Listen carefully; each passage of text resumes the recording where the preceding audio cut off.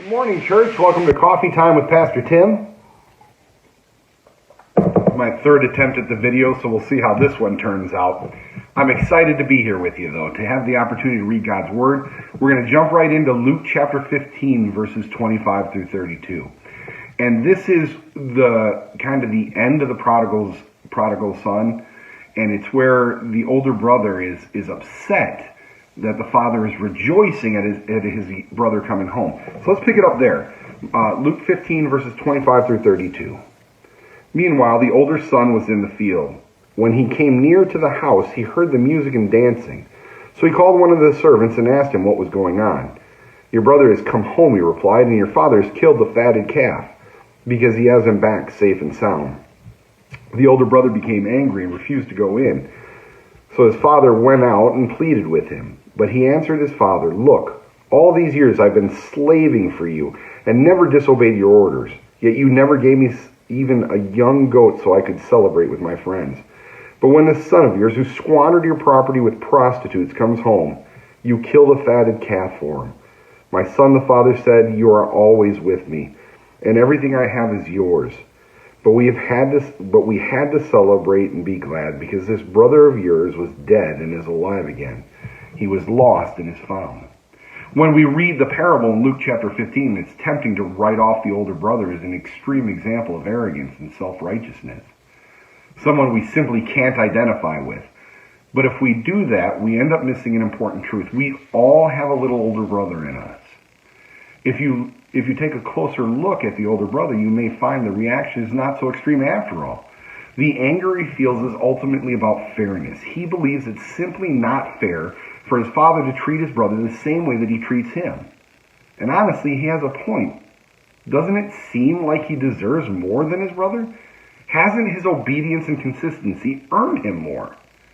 We often look at God's offer of undeserved grace as purely positive. But sometimes when we see it played out in our real lives and relationships, grace can be a stumbling block. If we allow comparison to sneak in, grace presents us with a very real problem. To us, it's not fair.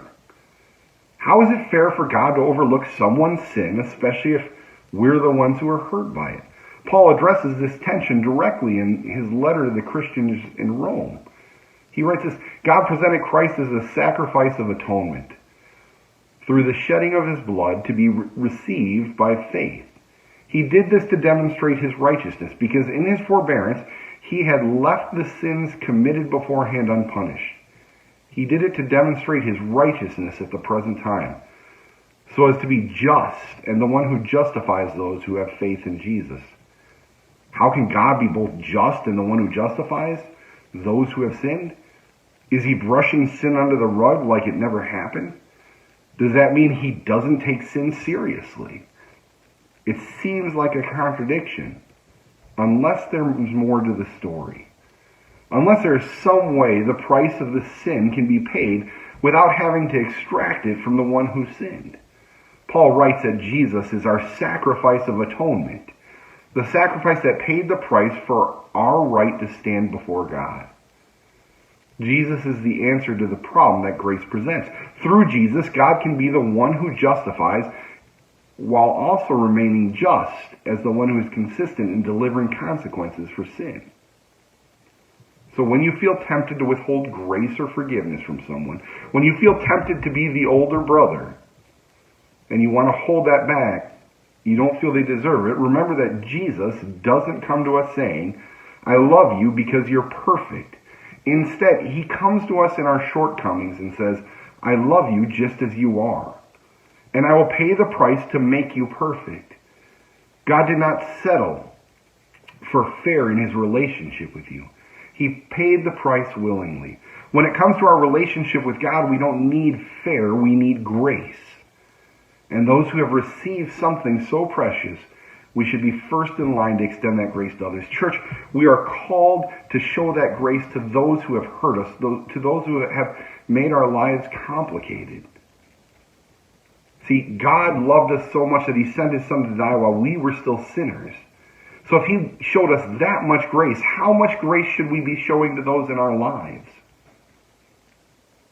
The older brother needed to hear that last sentence. This brother of yours was dead and is alive again. He was lost and is found. God says, you've been here the whole time. Everything I have is yours. But man, we need to celebrate because what was lost is found. What was dead is alive. So let me ask you this question this morning, church. Where have you been withholding grace? Is there a circumstance or a person that comes to mind? Is God throwing a name in your head right now? Why does it feel so difficult to extend grace in that situation? We're called to love. We're called to love God with everything we have and to love our neighbor as we love ourselves. That means sometimes showing that grace that we were shown. Thank you so much for spending a few minutes with me here this morning. If you're ever looking to go to church, we have church every Sunday morning at 9 a.m. at Richland, and we have service at 10:30 at McConnell. We'd love to see you there. We'd love to worship with you. But if that's not possible, we'd love to see you next Wednesday morning and to spend some more time talking about God's Word. Thank you so much. You have a blessed week.